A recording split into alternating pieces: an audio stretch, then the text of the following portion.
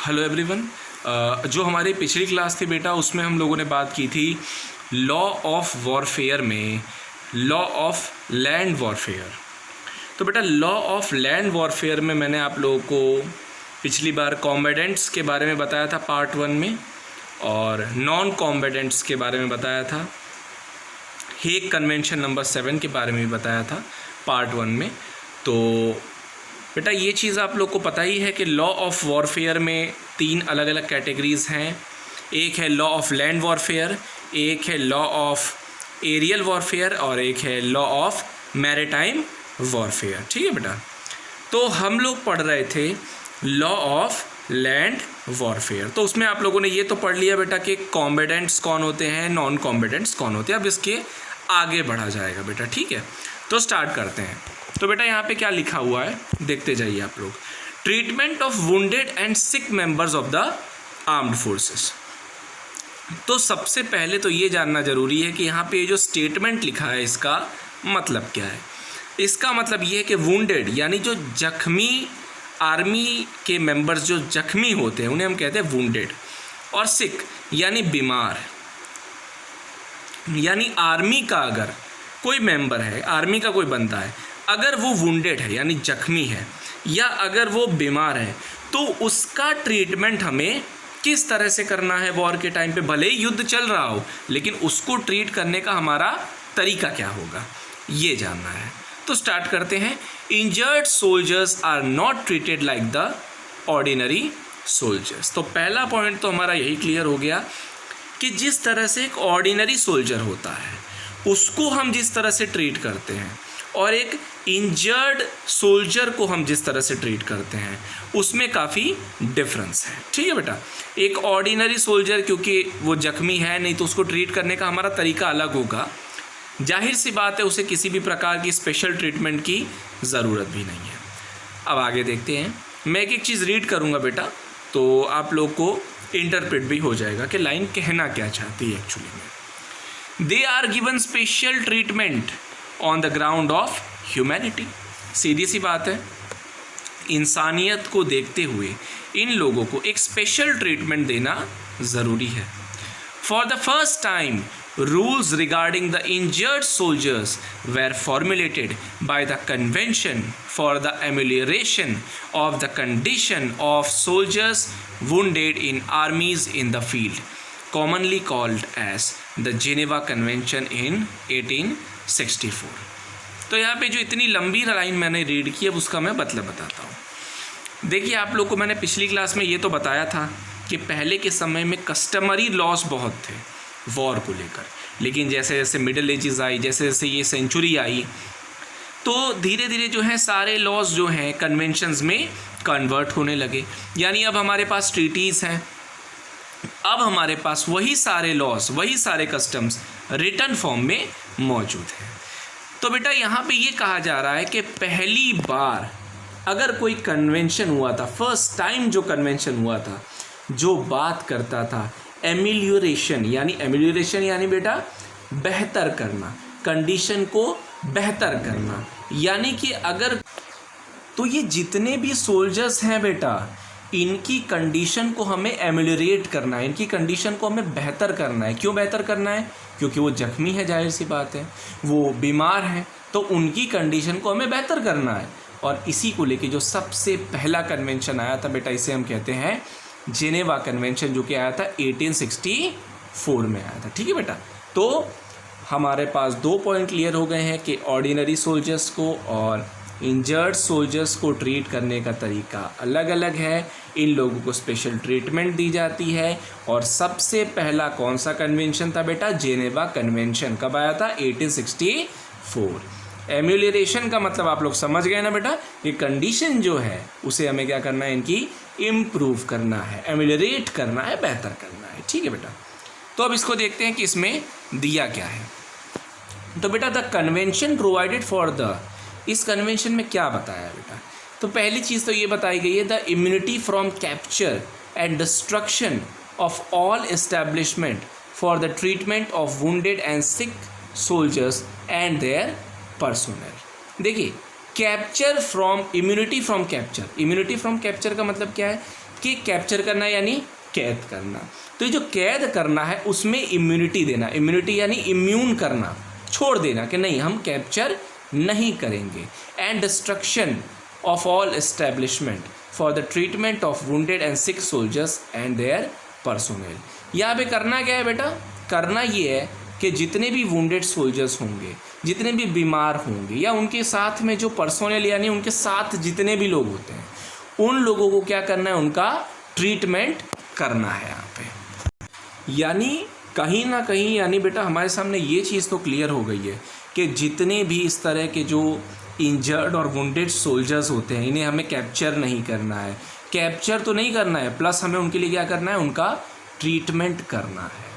और यहाँ पे आप लोग एक और चीज़ देख पा रहे होंगे कि हम जब भी इनका ट्रीटमेंट करेंगे बेटा तो हमें इम्पार्शियल रहना होगा। इम्पार्शियल यानी हम किसी भी प्रकार की जात पात, कास्टिज़म, रेस कुछ भी नहीं देखेंगे। हम बस ये देखेंगे कि ये एक सोल्जर है, ये वुंडेड है और ये जख्मी है और बीमार है, इसका ट्रीटमेंट की ज़रूरत है, हमें इसको ट्रीटमेंट देना है, बस इसके अलावा हमें कुछ नहीं देखना है। यहाँ तक कि अगर कोई सिविलियन है, सिविलियन यानी जैसे मैं हूँ, आप हैं, हम लोग सिविलियंस हैं जो वॉर में हिस्सा नहीं लेते हैं, तो अगर कोई सिविलियन है जो इस तरह के सोल्जर्स की हेल्प करना चाहता है, एड यानी क्या करना चाहता है, हेल्प करना चाहता है, सहयोग करना चाहता है, आप में हमारे जैसे लोग क्या करना चाहते हैं, मदद करना चाहते हैं। हम लोग देख रहे हैं कि जो सिपाही है वो जख्मी पड़ा हुआ है, हम लोग देख रहे हैं कि जो सिपाही है वो बीमार है, हम लोग मदद करना चाहते हैं, तो हमारे जैसे आप जैसे सिविलियंस को प्रोटेक्ट करना होगा। यानी हमारे जैसे जो सिविलियंस हैं जो इन लोगों के लिए आगे आ रहे हैं, आर्मी वालों के लिए आगे आ रहे हैं, उनको हेल्प कर रहे हैं, तो क्या हमारे ऊपर भी अटैक किया जाएगा? नहीं, हम इम्यून हैं, हमारे ऊपर अटैक नहीं किया जाएगा। यही कहता है जेनेवा कन्वेंशन 1864। तो बेटा यहाँ पे दो तीन चीज़ें एक और क्लियर हो गई हमारे सामने कि पहला कन्वेंशन कौन था जो बात करता था वुंडेड सोल्जर्स के लिए, वो था जेनेवा कन्वेंशन 1864। ऐसे लोगों को कैप्चर नहीं करना है, ऐसे आर्मी वालों को कैप्चर ना करिए, इम्पार्शियल ट्रीटमेंट कीजिए। यहाँ तक कि अगर कोई सिविलियन है जो ऐसे लोगों के लिए बीच में आ रहा है, मदद कर रहा है ऐसे आर्मी वालों की, तो कहीं ना कहीं उनको भी प्रोटेक्ट करना ज़रूरी है बेटा। ठीक है, तो बेटा ये तो था पहला जो जेनेवा कन्वेंशन 1864 में आया। लेकिन इसी जेनेवा कन्वेंशन 1864 की जो सारे रूल्स थे इनको रिवाइज कर दिया गया और हमारे पास क्या आया फिर, जेनेवा कन्वेंशन 1906। तो बेटा अगर आपके सामने ये सवाल आए कि सबसे पहला कौन सा कन्वेंशन था, तो जेनेवा कन्वेंशन 1864, और उसी को रिवाइज कर दिया गया बेटा जिसे कहते हैं जेनेवा कन्वेंशन 1906। अब जैसे कि आप जानते हैं बेटा कि जेनेवा कन्वेंशन 1906 में ये आया हमारे पास, ये भी इन्हीं सोल्जर्स की बात करता है। लेकिन बाद में क्या हुआ, बाद में वर्ल्ड वॉर हो गया। ठीक है, तो वर्ल्ड वॉर हुआ तो आपको पता है वर्ल्ड वॉर में कितना नुकसान हुआ था। तो कहीं ना कहीं ये जो जेनेवा कन्वेंशन 1906 है जो कि 1864 का रिवाइज्ड है बेटा, इसका बहुत वायोलेशन हुआ बेटा, बहुत ज़्यादा वायोलेट किया गया। तो कहीं ना कहीं ये जेनेवा कन्वेंशन जो 1906 का था ये कमज़ोर है, तभी तो इसका वायोलेशन हुआ। तो इसीलिए ज़रूरत पड़ी कि ये जो एक्सपीरियंस वर्ल्ड वॉर 1 से मिला उसके बाद ये तय किया गया कि क्यों ना इसी के अंदर कुछ बदलाव किए जाएं। ठीक है बेटा, तो क्या किया गया फिर ये देखते हैं हम लोग। 1929 में बेटा इसी को लेकर फिर एक कॉन्फ्रेंस करवाई गई। कहाँ पे करवाई गई? जेनेवा में। बेटा आई होप आप लोग को पॉइंट्स क्लियर हो रहे हैं कि जेनेवा कन्वेंशन 1864 उसका रिवाइज्ड कब हुआ? 1906। लेकिन क्या वो सही था? नहीं था। क्यों? क्योंकि वर्ल्ड वॉर 1 हो गया। 1929 में फिर एक कॉन्फ्रेंस की गई जेनेवा में विच resulted in a convention for the एमुलरेशन of the condition of the wounded and sick in armed आर्मीज in the field. और 1929 में ये जो जेनेवा में एक कॉन्फ्रेंस हुई उसी का नतीजा था कि कन्वेंशन आया जिसका नाम है कन्वेंशन फॉर द एमुलरेशन। ये मैं बता ही चुका हूँ, एक ऐसी कन्वेंशन जो बात करती है कि हमें वुंडेड एंड सिक सोल्जर्स को क्या करना है, उनकी कंडीशंस को हमें कहीं ना कहीं इम्प्रूव करना है। तो ये 1929 में हमारे पास सामने आया। लेकिन फिर बेटा क्या हुआ, जैसे कि जेनेवा कन्वेंशन 1906 के बाद हुआ था, फर्स्ट वर्ल्ड वॉर हो गया। 1929 में हमने कॉन्फ्रेंस की जेनेवा में, लेकिन उसके बावजूद सेकेंड वर्ल्ड वॉर हो गया। तो कहीं ना कहीं 1864 वाला हो, 1906 वाला हो, या 1929 में कॉन्फ्रेंस के बाद हो कन्वेंशन, ये चीज़ तो साबित थी कि ये जो लॉज हैं ये इनएडिक्वेट हैं to deal with such circumstances, ये डील नहीं कर पा रहे लॉज। तो फिर उसके बाद क्या करना पड़ा बेटा हम लोग को, ये देखिए आप लोग, आपके सामने है यहाँ पे अगस्त 12, आपके सामने लिखा है बेटा, अगस्त 12 1949 को एक कन्वेंशन आया, और इस कन्वेंशन का नाम है जिनेवा कन्वेंशन, ब्रैकेट में है नंबर 1। ये वाला पॉइंट आपको याद रखना होगा बेटा। 12 अगस्त 1949 को जो आया, इस कन्वेंशन का नाम है Geneva convention, bracket number 1 bracket close. बेटा ये ब्रैकेट नंबर 1 जो है ना, ये याद रखना बहुत ज़रूरी है आपका, क्योंकि 1 2 3 4 इस तरह से जिनेवा कन्वेंशन है, लेकिन ये आया कब है, अगस्त 12 1949।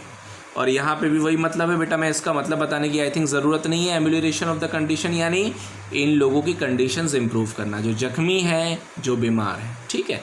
तो हमारे पास बेटा यहाँ क्या क्या पॉइंट्स बने बेटा, जेनेवा कन्वेंशन 1864, जेनेवा कन्वेंशन 1906, लेकिन उसके बाद क्या हुआ, फर्स्ट वर्ल्ड वॉर हो गया। फिर हमारे पास 1929 में एक कॉन्फ्रेंस हुई, फिर एक सेकेंड वर्ल्ड वॉर हो गया।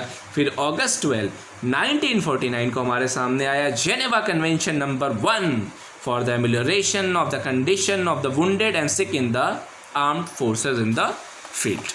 ओके, तो यहाँ पे देखिए बेटा, अब आपके सामने पॉइंट्स बने हुए हैं, यहाँ पे ये नोट कर लीजिएगा हो सके तो। इसको मैं आपके लिए रीड भी करूँगा और इसका मतलब भी समझाएंगे आपको बेटा। पहला पॉइंट लिखा है बेटा कि जितने भी सिख हैं, जितने भी, ये बहुत नॉर्मल सी चीज़ें हैं बेटा, मैं पहले ही बता दूँ, इसको एक्सप्लेन करना कोई वो बड़ी चीज़ नहीं, इसको याद करना भी कोई बड़ी चीज़ नहीं है।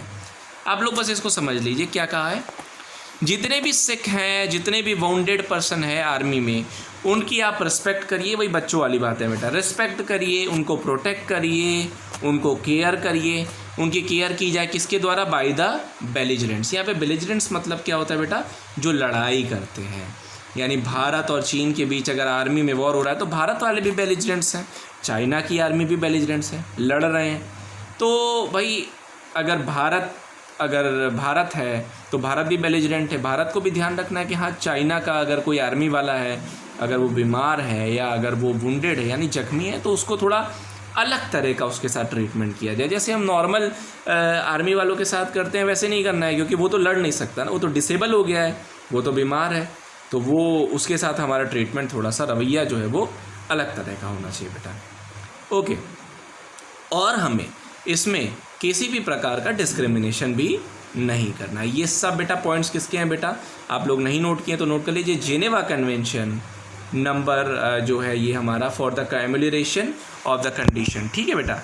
जेनेवा कन्वेंशन जो अगस्त 12 1949 को आया था, ठीक है बेटा। यहाँ पे मैंने बताया था ना आपको, देख लीजिए आप, जेनेवा कन्वेंशन कब आया था, अगस्त 12 1949 को। ये जेनेवा कन्वेंशन ब्रैकेट नंबर 1 है, ठीक है, याद रखिएगा इस चीज़ को बेटा आपको। ओके, आगे लिखा है any attempt upon their life और violence to their person are strictly prohibited. अब इसका मतलब क्या है, अब आप लोग कहेंगे सर आप तो ये कह रहे हैं कि इनको मारा नहीं जा सकता। हाँ, मैं कह रहा हूँ, देखिए एक ऑर्डिनरी सोल्जर को मारना अलग चीज़ है, क्योंकि वो वॉर में हिस्सा ले रहा है, वो वॉर में तो हिस्सा ये भी ले रहा है, लेकिन ये क्या कुछ कर सकता है, आपका कुछ बिगाड़ सकता है, नहीं, क्योंकि ये डिसेबल है। ये कहीं ना कहीं क्या हो गया है, इसको चोट लगी है या जख्मी है, जो भी है, या बीमार हो गया है, तो इसको आपको नहीं मारना है। Any attempt upon their lifes और वायलेंस, उसको वायलेंस नहीं करना है, जख्मी है भाई, उसको क्यों मारोगे, क्यों वायलेंस यूज़ करोगे, प्रोहिबिटेड है। दूसरा पॉइंट आपसे क्या कहता है बेटा, दूसरा पॉइंट कहता है कि mobile medical units and fixed establishments of the medical service for providing facilities to the sick and wounded person must be respected and protected. पता चला भारत की कोई मोबाइल मेडिकल यूनिट है, यानी मेडिकल सर्विस, भारत के आर्मी वाले, भारत के जवान लड़ रहे हैं और मोबाइल मेडिकल यूनिट्स यानी मेडिकल फैसिलिटीज़ प्रोवाइड की जा रही हैं, और उन्हीं के ऊपर अटैक कर रहा है चाइना, तो क्या ये सही है, नहीं किया जाएगा ऐसा। जो मोबाइल मेडिकल यूनिट्स हैं ये सब लोग किस लिए, मेडिकल सर्विस है बेटा, ये एक तरह से मेडिकल सर्विस है। आप लोग सोचे मोबाइल मेडिकल यूनिट क्या है, मेडिकल सर्विस है एक तरह की, ये बेटा फैसिलिटी प्रोवाइड करती है। ये आती है बेटा कि जो अगर कोई जख्मी है, अगर कोई वुंडेड है तो उसको सपोर्ट किया जाए। तो कहीं ना कहीं आप उस मोबाइल मेडिकल यूनिट की रिस्पेक्ट करिए और उसको प्रोटेक्ट भी करिए। आपको उस पर अटैक नहीं करना है, यहाँ तक कि आपको उसको प्रोटेक्ट भी करना है। ठीक है बेटा, ओके। अब एक और चीज़ आप समझ रहे हैं, अब जाहिर सी बात है मेडिकल सुविधा तो आर्मी वालों को देनी पड़ेगी। तो मेडिकल सुविधा कौन देगा बेटा? डॉक्टर देगा, यही लोग देंगे ना। और अदर पर्सोनल यानी डॉक्टर्स के साथ जो भी आते हैं, नर्स वगैरह जो भी आया है वहाँ पे, तो डॉक्टर्स हैं और उनके साथ जो पर्सोनल हैं, आपको उन पे भी अटैक नहीं करना है, उन पे कोई हमला नहीं करना है, उनको प्रोटेक्ट भी करना है। ठीक है बेटा, तो मोबाइल मेडिकल यूनिट हो, चाहे उसके अंदर जो उसमें जो डॉक्टर्स हैं वो हो, और चाहे कोई जख्मी सिपाही हो, इन सबको आपको अटैक नहीं करना है। क्योंकि ये लोग बेटा, सीधा आप लॉजिक समझिए ना, लॉजिक ये है कि they can not do anything, they can not participate in the war any longer. ठीक है, अब वो वॉर में अब पार्टिसिपेट नहीं कर सकता, और डॉक्टर तो वैसे भी नहीं करता है। ठीक है बेटा, अब अगला पॉइंट यहाँ पे ये लिखा है बेटा, aircraft used as a means of medical transport shall enjoy the protection during the period for evacuation of the sick and wounded. ठीक है बेटा, मैंने क्या कहा, देखिए 4 पहिया वाहन के साथ साथ, नॉर्मल व्हीकल्स के साथ साथ आप एयरक्राफ्ट का भी यूज़ कर सकते हो। इतनी तरक्की जो की है हम लोगों ने, तो एयरक्राफ्ट का भी हम लोग यूज़ करेंगे। एयरक्राफ्ट का हम लोग क्यों यूज़ करेंगे बेटा? मेडिकल ट्रांसपोर्ट के थ्रू, यानी मेडिकल ट्रांसपोर्ट के तौर पे, यानी हम मेडिकल सुविधा प्रोवाइड करने के लिए। ज़रूरी तो नहीं कि 4 टायर वाले ही व्हीकल का यूज़ करें, एयरक्राफ्ट का भी यूज़ कर सकते हैं। तो सीधी सी बात है, उसको भी प्रोटेक्शन देना होगा और उसके ऊपर भी अटैक नहीं किया जाएगा बेटा। ठीक है, आगे बढ़ते हैं।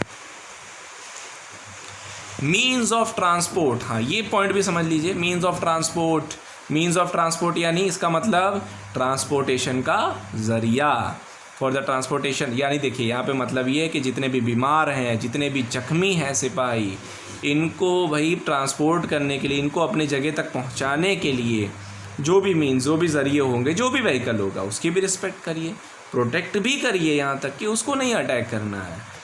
बहुत सिंपल सी चीज़ है बेटा। अगला पॉइंट है, dead bodies shall not be डिसग्रेसफुली treated. कई बार लोग क्या क्या कर देते हैं, आपको पता ही है, वॉर्स के टाइम पे बॉडीज़ के साथ ऐसी चीज़ें कर देते हैं, घिनौनी चीज़ें कर देते हैं बेटा। ये सब नहीं करना है, उनको डिसग्रेसफुली ट्रीट नहीं करना है। आपको बेटा उसको कलेक्ट करना है और उसको ब्यूरी करना है। ठीक है, उसको रिस्पेक्टफुली, बिकॉज चाहे किसी भी कंट्री का आर्मी वाला हो, कहीं ना कहीं वो बेटा अपनी कंट्री के लिए ही है। ठीक है, तो उसकी बॉडी के साथ, उसकी डेड बॉडी के साथ डिसग्रेसफुल ट्रीटमेंट नहीं करना चाहिए। अब आप लोग सोच रहे होंगे सर करते तो हैं, तो बेटा करते हैं वो अलग बात है, लेकिन जिनेवा कन्वेंशन हमारा नंबर 1 अगस्त 12, 1949 को जो पास हुआ है, वो मना कर रहा है बेटा ऐसा करने से। अगला पॉइंट यहाँ पे ये लिखा है, आने बस ये 2-3 पॉइंट्स यही हैं कि अगर कोई डेड बॉडी है, अगर वो खो गई है तो उसको ढूंढा जाए, क्योंकि ढूंढेंगे नहीं तो स्पॉइल हो जाएगी, बॉडी ख़राब होने लगती है एक टाइम बाद। तो ये भी कहीं ना कहीं काम है कि भाई ऐसी बॉडीज़ जो हैं उनको ढूंढा जाए, ख़राब ना हो। और जितने भी बीमार हैं या जितने भी मर चुके हैं, उन सब का नाम कम्युनिकेट करना भी बहुत ज़रूरी है। पता होना चाहिए कि किसकी डेथ हुई है। तो आई थिंक बेटा यहाँ पे जो पॉइंट्स हैं हमारे ये क्लियर हो चुके हैं। जितने भी बीमार होते हैं उनको रिस्पेक्ट करना है, उन पे अटैक नहीं करना है, मोबाइल मेडिकल यूनिट पे अटैक नहीं करना है, डॉक्टर्स पे अटैक नहीं करना है, एयरक्राफ्ट पे अटैक नहीं करना है। इनको पहुँचाने के लिए अलग अलग अरेंजमेंट करने हैं। डेड बॉडीज़ को स्पॉइल नहीं होने देना है, ढूंढना है, उनके साथ कुछ गलत नहीं करना है, म्यूटिलेशन नहीं करना है, और यही सब चीज़ें हैं बेटा। और ये ज़रूर याद कर लीजिएगा बेटा, ये चीज़ जो है यहाँ पे याद रखनी है आपको कि इसको लेके जो सबसे पहला कन्वेंशन था वो कौन सा था बेटा? सबसे पहला कन्वेंशन था Geneva convention 1864। एम्यूलरेशन of the condition, यानी जितने भी जख्मी हैं, जितने भी बीमार हैं, इनकी कंडीशंस को इम्प्रूव करना। उसके बाद जिनेवा कन्वेंशन 1864 का जो रिवीजन हुआ था वो किस में हुआ था? जिनेवा कन्वेंशन 1906 में। कॉन्फ्रेंस जिनेवा में कब हुई थी? 1929 में। इसके लिए कौन सा कन्वेंशन अभी हमारे पास है बेटा? अगस्त 12, 1949 को आया Geneva convention number 1 for the एम्यूलरेशन of the condition of the wounded and sick in the armed forces in the field. ठीक है बेटा, तो यहाँ पे यही सब चीज़ें हैं जो मेन प्रोविजंस हैं वो इसी से डील करते हैं। तो मैंने आपको बेटा देखिए 3 चीज़ों के बारे में बताने वाला हूँ लॉ ऑफ वॉरफेयर में। एक है लैंड वॉरफेयर, दूसरा है मैरीटाइम वॉरफेयर और तीसरा है एरियल। तो लैंड वॉरफेयर हमारा चल रहा है, उसमें कॉम्बेटेंट्स, non कॉम्बेटेंट्स done, treatment of wounded and sick members of the armed forces भी डन। अब अगली क्लास में हम इसको आगे पढ़ेंगे पार्ट 3 में, ठीक है बेटा।